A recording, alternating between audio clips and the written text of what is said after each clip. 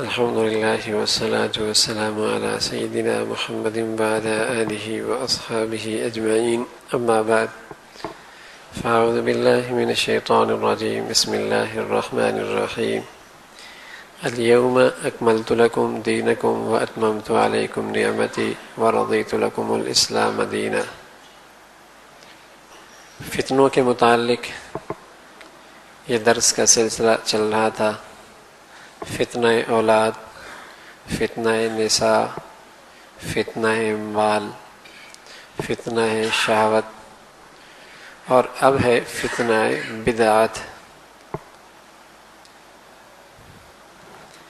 عرض کیا تھا کہ فتنہ بدعات یہ دو صورتیں ہیں اس کی۔ ایک تو یہ ہے کہ دین کے اندر کوئی نیا نظریہ پیدا کیا جائے، نئی سوچ پیدا کی جائے،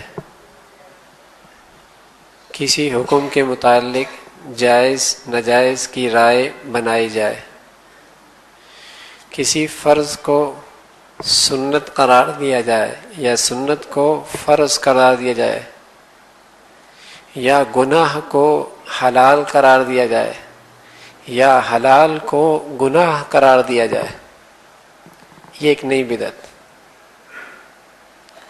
میرے عزیزو، سچی بات یہ ہے کہ مسلمانوں میں پہلے ایک برائی ہوا کرتی تھی،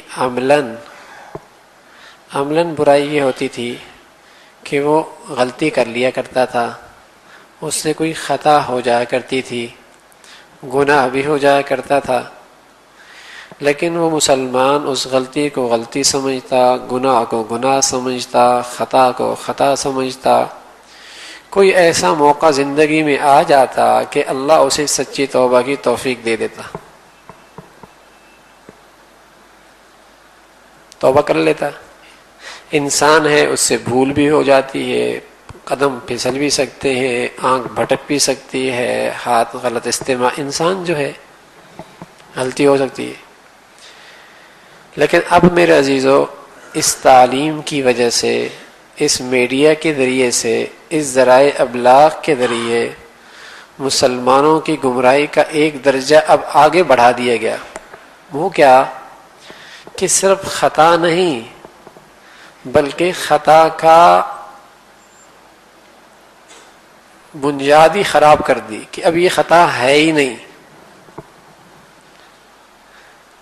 گناہ نہیں بلکہ اب یہ گناہ ہے ہی نہیں، غلطی نہیں، تو نے غلطی کی نہیں،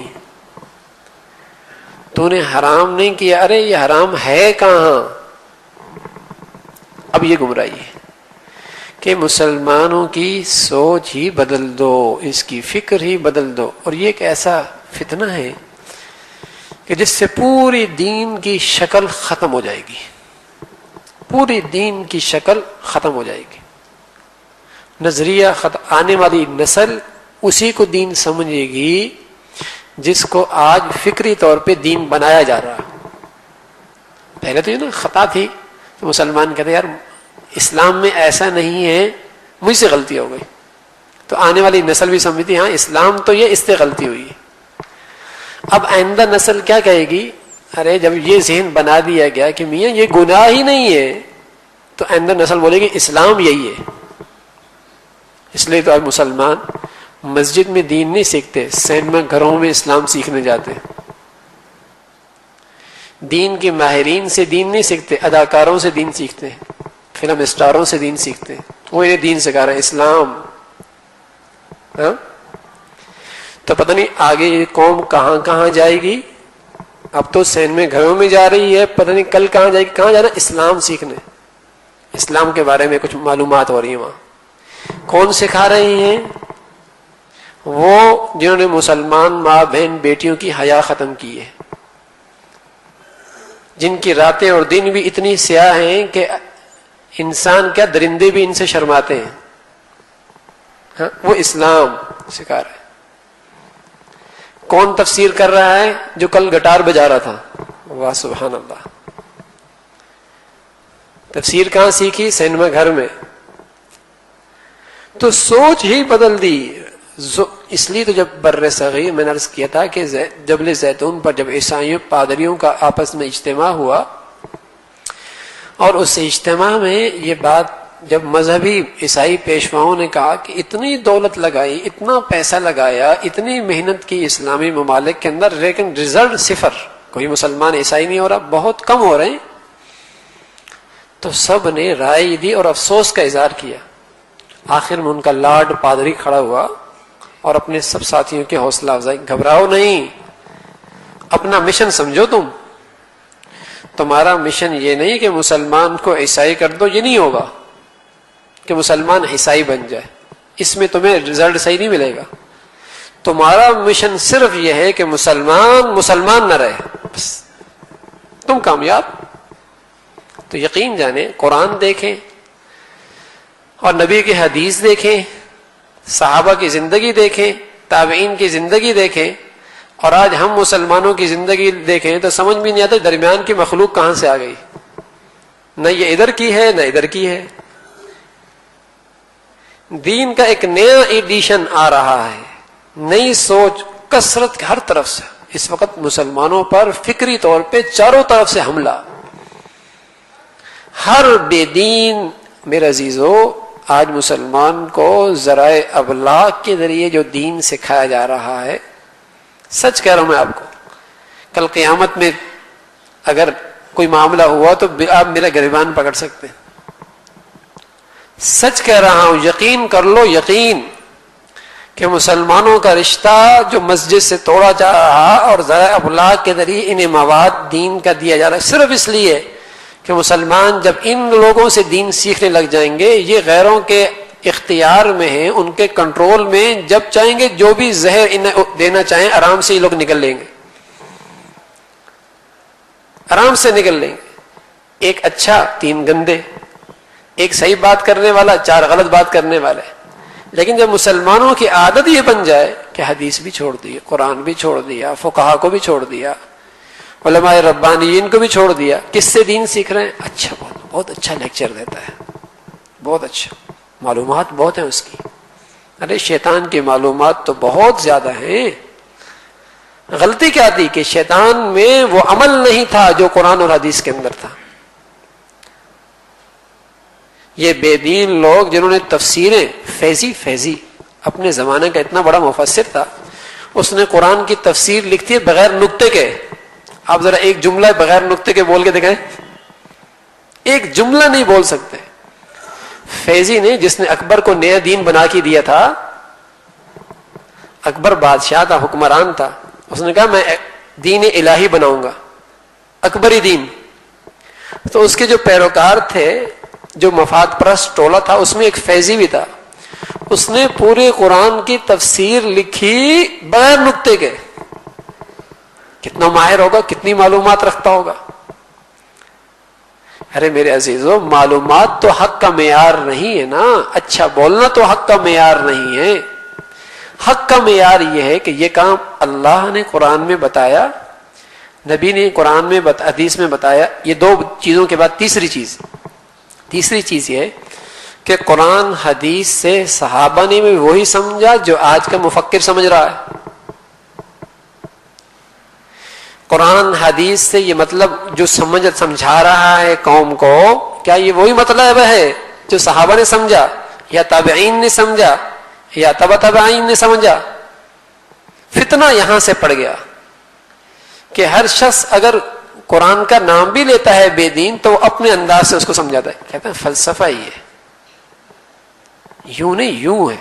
ارے جو تم یوں سمجھ رہے ہو، کیا تبع تابعین نے، صحابہ نے بھی یوں سمجھا؟ یا آج تم پر کوئی وحی آ رہی ہے؟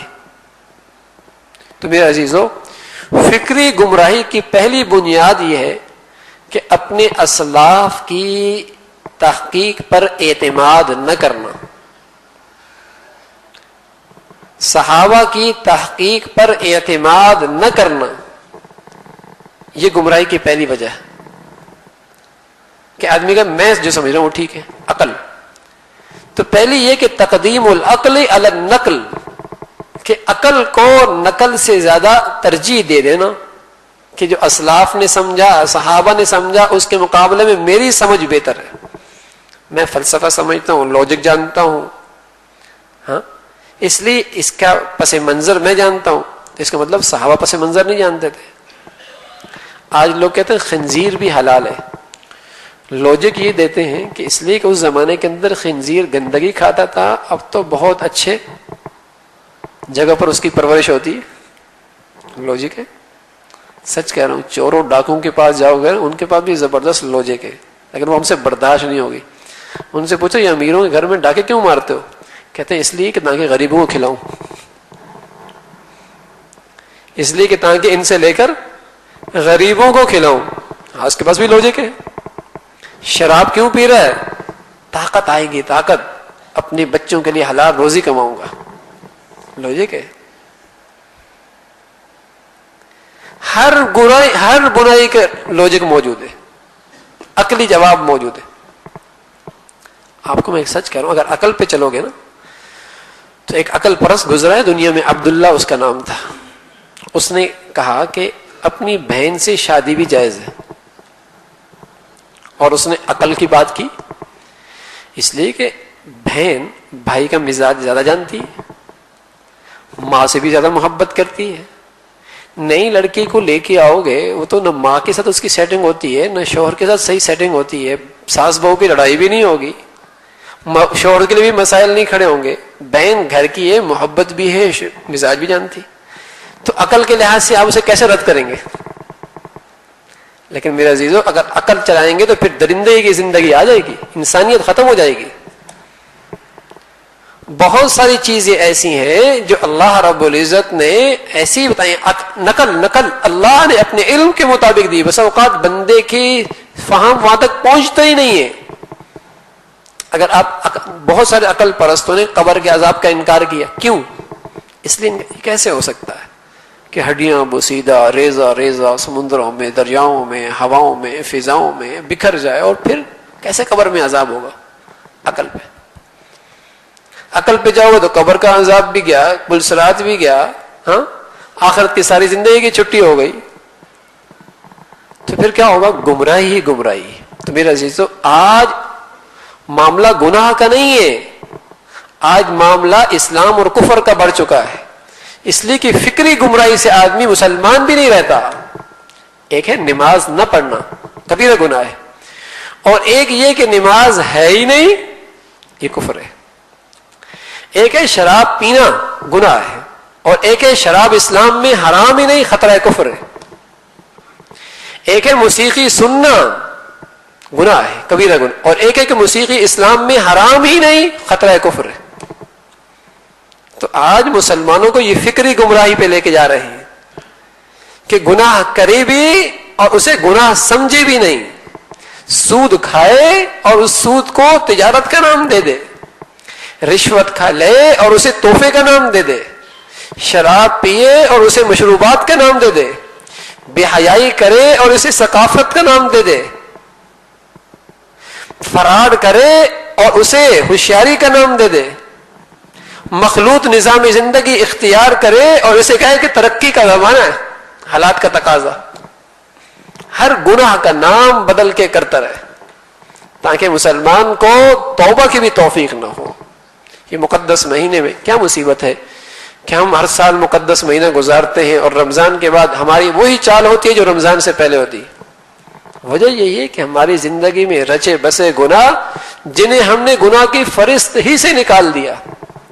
بہت سارے گناہ سے وہ لگے جس کی وجہ سے معاملہ وہیں کا وہیں اٹکا رہتا ہے. کچھ فضا ہوتی ہے رحمت کی، برسات کی، اس فضا کی برکت سے ہم آ جاتے ہیں مسجد میں، لیکن جب ہی ایسی فضا ختم ہوتی ہے ہم جس چال سے چلے تھے اسی چال پہ کھڑے ہوتے. یہ وجہ یہ ہے کہ گناہ کراؤ مسلمانوں سے اور انہیں گناہ کا احساس بھی نکال دو. تو بدعت کی ایک صورت یہ ہے کہ نئے نئے نظریات، نئی نئی فکر، نئی نئی سوچ. ہر شخص کہتا ہے قرآن میں یہ، ارے جو قرآن سے تم سمجھ رہے ہو کیا یہ نبی نے بھی سمجھا، صحابہ نے سمجھا؟ حدیث میں یہ، ارے حدیث نے یہ تابعین نے سمجھا؟ تمام گروہ بندیوں سے، فرقہ پرستیوں سے نجات کا راستہ ایک ہے کہ اپنے اسلاف کی تحقیق پر اعتماد کرو. اللہ نے 4 حضرات کو دنیا میں عجیب مقبولیت نصیب فرمائی. امام احمد بن حنبل رحمۃ اللہ علیہ، امام شافعی رحمۃ اللہ علیہ، امام مالک رحمۃ اللہ علیہ، امام ابو حنیفہ رحمۃ اللہ علیہ، چاروں اللہ کے مقبول بندے پیارے. اللہ نے انہیں ایسی مقبولیت دی کہ قرآن حدیث کی تحقیق اور ان کے اندر سے مسائل نکال کر انہوں نے امت پر وہ احسان کیا کہ ساری زندگی بھی اگر کوئی بندہ ان کے اس احسان کا بدلہ دینا چاہے تو نہیں دے سکتا. آج پوری دنیا ان 4 حضرات کی اس محنت کے بدولت اسلام بھی چل رہی جو انہوں نے اپنی زندگیاں لگا کر کی ہے. اور یہ وہ دور اس دور کے لوگ ہیں جو خیر القرون کا دور ہے، جس دور کے بارے میں فرمایا کہ یہ بہترین زمانہ ہے. ان کی تحقیق، اعتماد کہ انہوں نے کیا سمجھا قرآن حدیث سے. تو آج ایک گمراہی تو یہ ہوتی ہے کہ کیا ضرورت ہے کسی کی تقلید کرنے کی، کسی امام کو ماننے کی، بس قرآن حدیث کافی. یہ بالکل ایسا ہی ہے، کیا ضرورت ہے کسی طبیب کے پاس جانے کی، بس کتابیں موجود ہیں، خود ہی میں علاج کر لوں گا تو انشاءاللہ بہت جلدی قبرستان بھر جائیں گے. کیا کرتے ہیں وہاں پر؟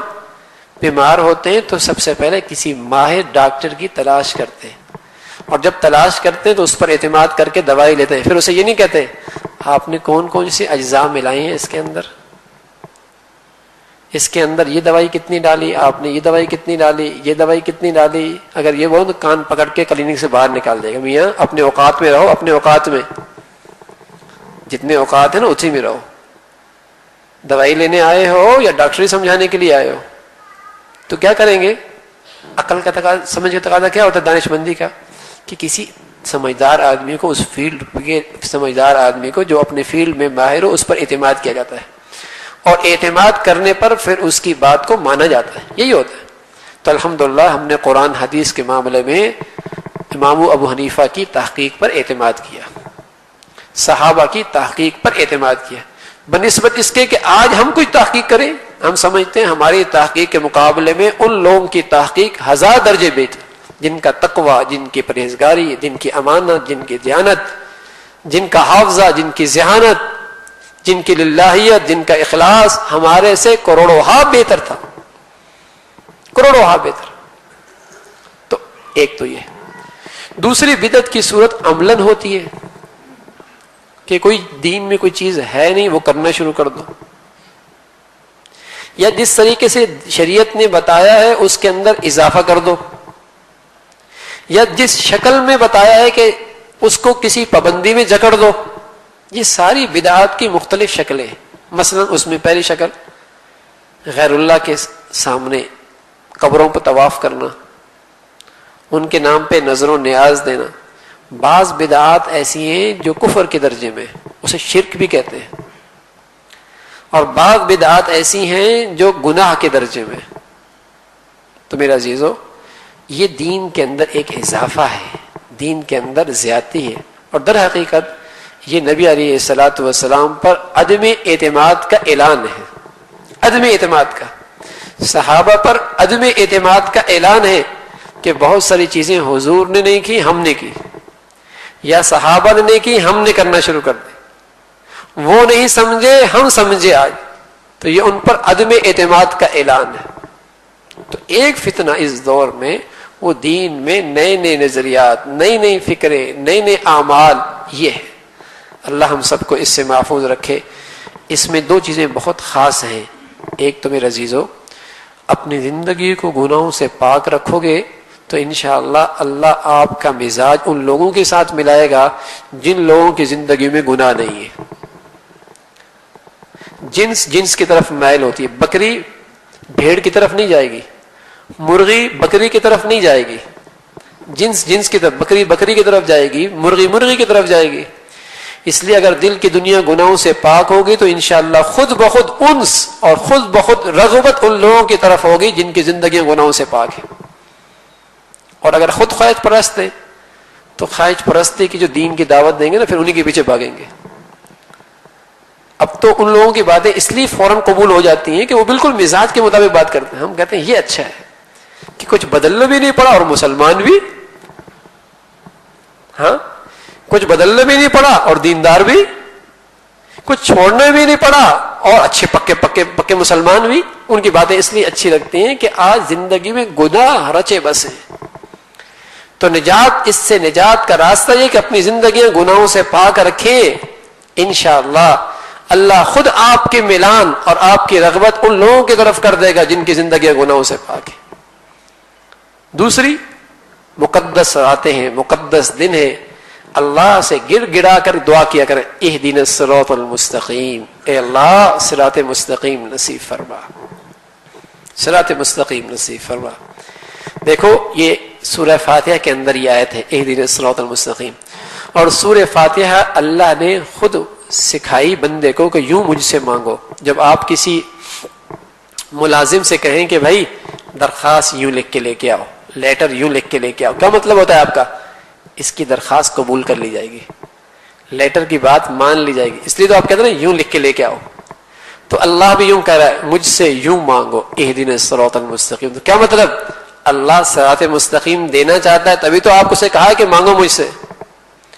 تو کوئی آدمی سچی طلب کے ساتھ، دل کی صفائی کے ساتھ یہ مانگے کہ اے اللہ صراط مستقیم نصیب فرما، تو انشاءاللہ صراط مستقیم چلنے والوں کے ساتھ اللہ اسے جوڑ دے گا. یہ دو کام کر لیں، یہ دو کام کر لیں، زندگی سے گناہ نکالے اور دوسرا کام اپنی اللہ سے سچی طلب کے ساتھ یہ مانگے. انشاءاللہ جو اللہ کے مقبول بندے ہوں گے، اللہ کے پیارے ہوں گے، اللہ آپ کو انہی لوگوں کے ساتھ جوڑ دے گا. یہ ذہن آپ کا پھر نہیں بنے گا کس کی مانے، کوئی کیا کہتا ہے کوئی کیا کہتا ہے. انشاءاللہ پھر یہ ذہن نہیں بنے گا، خود بخود آپ کا تعلق ایسے لوگوں کے ساتھ ہوگا. اللہ عمل کی توفیق نصیب فرما دے. الحمدللہ رب العالمین والصلاة والسلام علی سیدنا محمد وعلى آلہ واصحابہ اجمعین. اللہم لک الحمد کلہ ولک الشکر کلہ، اللہم لک الحمد کلہ ولک الشکر کلہ. نستغفر اللہ نستغفر اللہ نستغفر اللہ. سبحان ربک رب العزة عما یصفون وسلام علی المرسلین والحمد للہ.